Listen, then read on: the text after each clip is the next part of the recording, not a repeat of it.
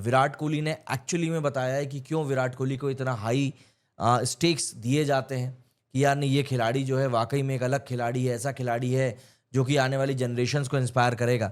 और देखिए, मेरा ऐसा कहने का मतलब सिर्फ ये है कि इस बंदे ने जिस तरह के एग्जाम्पल्स को सेट किया है, वो एग्जाम्पल्स जो है ना, मतलब सीरियसली आप उनको मैच नहीं कर सकते इतनी आसानी से।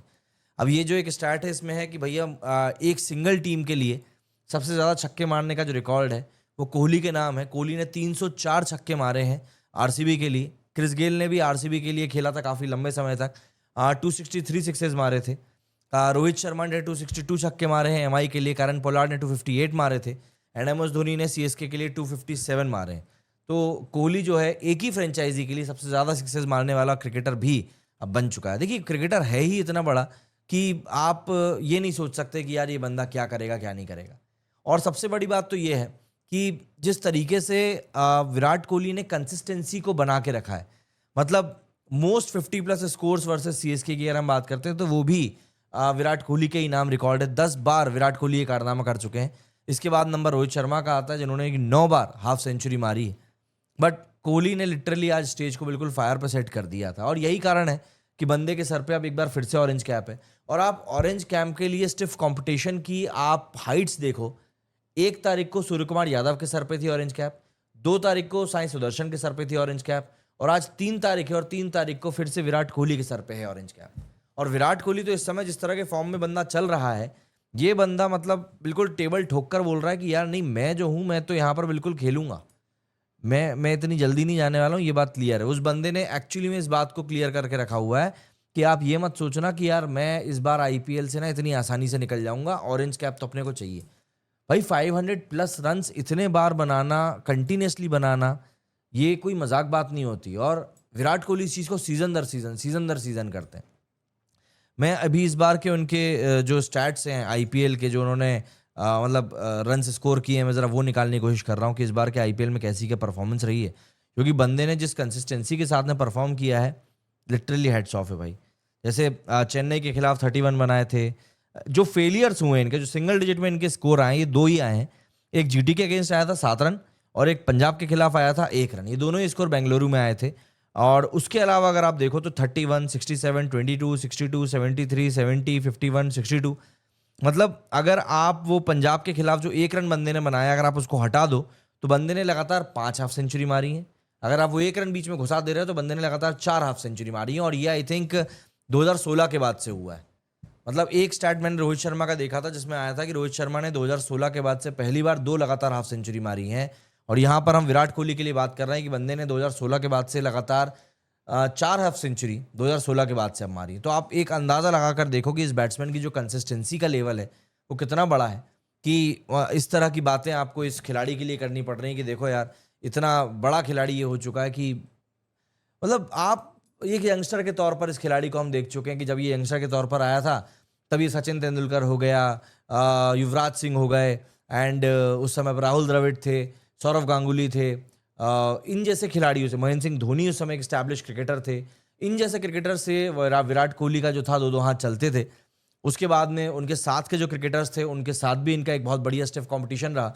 और आज की तारीख में ये यंगस्टर्स को भी वैसे ही compete कर रहे हैं। मतलब आप देखो ना, सूर्य कुमार यादव हो गया, साई सुदर्शन हो गया, भाई ये खिलाड़ी तो वो खिलाड़ी हैं जो कि मतलब जो बोलते हैं ना कि नहीं यार हम ऐसा करके जाएंगे, हम वैसा करके जाएंगे, हम यंग खिलाड़ी हैं, हमारा यंग खून है। ये कुछ इस तरह के खिलाड़ी हैं और उन खिलाड़ियों से भी विराट कोहली ही इस समय compete कर रहे हैं। मतलब मैं यहाँ पर अगर मोस्ट रन्स की बात करूँ तो सूर्य कुमार यादव 475 के साथ में है। 10 मैचों में साई सुदर्शन जो है वो 504 रन के साथ में है। और अब विराट कोहली जो है वो टॉप पर आ गए हैं। मैं एक बार उसको कंफर्म कर लूँ, हाँ 505 रन हो गए हैं विराट कोहली के। और अब विराट कोहली जो है वो एक बार फिर से टॉप पर आ गए हैं। तो आप एक बार सोच समझ कर देखो, 11 मैचेस में इस बंदे ने एक बार फिर से 505 रन ठोक दिए हैं। मतलब आप 350 रन कंसिस्टेंटली नहीं बना पाओगे, 400 नहीं बना पाओगे। बंदा 450 और 500 रन जो है सीजन दर सीजन, हर सीजन में बंदा इस तरीके से स्कोर कर रहा है। और ये वाकई में बताता है कि क्या ऑरा है विराट कोहली का, कि ये खिलाड़ी जब खेलता है तो ये एक अलग ही लेवल पर चला जाता है। मतलब आज के मैच में भी 187 के स्ट्राइक रेट से विराट कोहली ने बैटिंग करी and right from the word go, जिस तरीके से खलील अहमद को टैकल किया, लगातार 2 छक्के मारे और फिर उसके बाद कंटिन्यूटी में बंदा हिट करता गया, 5 चौके 5 छक्के मारे। और बहुत बढ़िया स्कोरिंग करी, बहुत बढ़िया स्कोरिंग।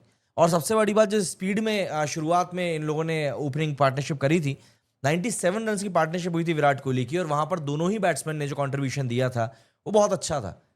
इस समय आरसीबी अगर अच्छा खेल रही है तो आपको उसका कहीं ना कहीं जो क्रेडिट है वो विराट कोहली को भी देना पड़ेगा, जिससे कि जो बाकी के प्लेयर्स हैं ना, उनको बहुत हद तक एक क्वेश्चन मिल रहा है कि नहीं यार, विराट भाई खड़े हुए हैं तो बाकी प्लेयर जो हैं वो अपने हिसाब से थोड़ा सा कर सकते हैं। और यहाँ पर वही चीज़ एक्चुअली में हो भी रही है। एंड विराट कोहली लिटरली इस समय मतलब ऐसे फॉर्म में है कि कोई व्यक्ति देखकर ये नहीं कहेगा कि यार ये बंदा T20 नहीं खेलता है क्या।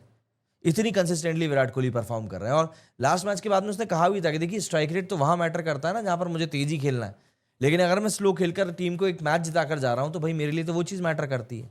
जहां तेज खेलना होगा वहां तेज भी खेल लेंगे। इस तरह की चीज़ें होती हैं। लेकिन हाँ, उंगली उठाने वालों का काम क्या है, उनको तो सिर्फ उंगली उठानी होती भाई, और क्या बोलो।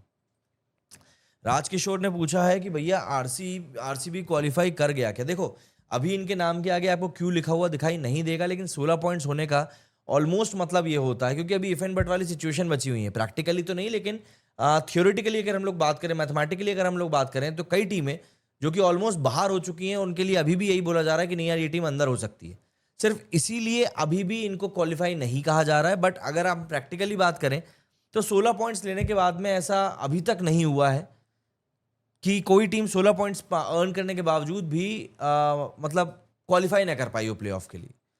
अब जो लड़ाई है वो टॉप की पोजीशन 1 और 2 के लिए होने वाली है आरसीबी की। आप इस बात को समझिए, क्योंकि अगर आप टॉप 2 में रहते हैं तो आपको चांसेस फाइनल के लिए क्वालिफाई करने के लिए ज्यादा मिलते हैं। यही बताया। अच्छा, आपका ही तो कमेंट था भाई। अनुपम भाई बोल रहा है इसे fault of umpire, third umpire ने भी दिखाया नॉट आउट फिक्सर आरसीबी। अरे नहीं है, फिक्सर नहीं बोलने का। शिवम ने लिखा है 2 साल सजा काटने के बाद भी आरसीबी को फिक्सर बोल रहे हैं। थोड़ा बिलो द बेल्ट हो रहा है ये सिर्फ एमआई की मैच में अंपायर एरर पे फिक्सिंग का टैग लग जाता है, लेकिन दूसरों के मैच में क्यों नहीं होता ऐसा। अब देखिए, वो तो अपना अपना क्या बोले भाई। आपको क्या लगता है आरसीबी इस बार किस नंबर पर रहेगी। देखो, मुझे आरसीबी पर्सनली पसंद है, तो मैं ये चाहूंगा कि वो टॉप पर ही फिनिश करे। आज के मैच में लिटरली मतलब ऐसा हो गया था कि सामने वाली टीम ने बिल्कुल दबा के पकड़ लिया है, लेकिन फिर भी ये लोग जो है पार निकल गए। आप इस बात की बस खुशियां मनाइए, क्योंकि एक हिट दूर थी सीएसके बस इन लोगों को अपसेट करने से। और चेन्नई की आईपीएल हिस्ट्री का अगर ये चेज हो जाता तो चेन्नई की आईपीएल हिस्ट्री का ये सबसे बड़ा चेज होता। आप इस बात को भी याद रखना, सबसे बड़ा चेज। तो आप समझिए इस मैच का मैग्नीट्यूड कितना बड़ा हो जाता है आरसीबी के टर्म्स में अगर हम लोग बात करें। ये पाटीदार दूसरी टीम के लिए खेल रहा है नहीं भाई। जब लास्ट टाइम ये लोग सीएसके के खिलाफ खेले तब बंदा मैन ऑफ द मैच बना था। मैचेस आप देखते नहीं हो लगता है, ऐसा लगता है। रोमारियो शेफर्ड अगर लास्ट फिनिश नहीं करता तो आरसीबी तो गया था। यश दयाल की नो बॉल देने के बाद भी कमबैक। मतलब यश दयाल ने तो भाई जिस तरीके से नो बॉल डाली थी ना, सर पीटने का मन कर रहा था सर। लेकिन वो जा रहा था यॉर्कर डालने के लिए और बॉल छूट गई हाथ से और वो फुल टॉस चली गई। और वो शिवम दुबे अच्छा खासा लंबा बंदा है भाई, उस लंबे व्यक्ति के को भी बहुत कंफर्टेबल तरीके से वो नो बॉल मिली। अब क्या बोलूं, मतलब इतनी। Romario shepherd won this match, not RCB. If he wouldn't be there, it was gone case for RCB. बोल सकते हैं, इसमें कोई वो नहीं है कि मैं डिनाई करूंगा। आरसीबी भी लाइक हम सीएसके को जिता के रहेंगे, सीएसके भी लाइक हम भी देखते हैं कि हमें कैसे जिताओगे। बस एक्चुअली में आज यही हुआ जो रितेश ने लिखा है, सही बात लिखी है। दोनों टीमें बस यही कोशिश कर रही थी कि भैया कौन जीता, हम सामने वाले को जिताएंगे। नहीं नहीं, हम सामने वाले को जिताएंगे। ऐसा लग रहा था कि लड़के वाले और लड़की वाली में लड़ाई चल रही है कि भैया कौन किसको ज्यादा इज्जत देने वाला है। लास्ट 3 मैचेस में शेफर्ड को बैटिंग नहीं दी, क्या इसे पहले नहीं भेजना चाहिए। देखिए, कुछ क्रिकेटर्स होते हैं जो कि ना हिटिंग करना ही इस पॉइंट पर जानते हैं कि लास्ट जब 3 ओवर उनको बैटिंग करने के लिए मिलेंगे तभी वो खेलते हैं। अगर आप सोचो कि रोमारियो शेफर्ड को हम तीसरे नंबर पर भेज दें और वो ऊपर से जाकर ये ऐसी हिटिंग करने लगेगा और इनिंग बना देगा, ये नहीं हो पाता। ये एक आध बार हो जाएगा। आप इस बात को समझिए कि ये डेथ ओवर्स के स्पेशलिस्ट इनको अगर कहा जाता है ना, तो वो किसी कारण से ही कहा जाता है। ये लोग डेथ ओवर्स में जाकर बहुत अच्छा खेलते हैं। आप ये नहीं कह सकते मतलब कि यार नहीं, ये बंदे ने इतनी तेज बैटिंग कर दी तो एक काम करते हैं इसको अब ऊपर भेज देते हैं। ये चीज़ नहीं हो सकती। आप इस बात को समझिए बहुत अच्छे से, है ना। इसमें कोई वो कन्फ्यूजन वाली बात ना रखिएगा। भाई धोनी को इज्जत से रिटायर हो जाना चाहिए, एक्सेप्ट कर ले। अब देखो, वो बात भी अब बहुत पीछे छूट चुकी है। ये जो इज्जत विज्जत वाली आप बात कर रहे हो ना कि धोनी को इज्जत से रिटायर हो जाना चाहिए, वो बात भी अब बहुत पीछे छूट चुकी है। अब तो ऐसा है कि बस बात खत्म हो जाए तो शायद बेहतर है, क्योंकि 2023 में मौका था रिटायर होने का, लेकिन तब हुए नहीं, तो अब ऐसा नहीं है।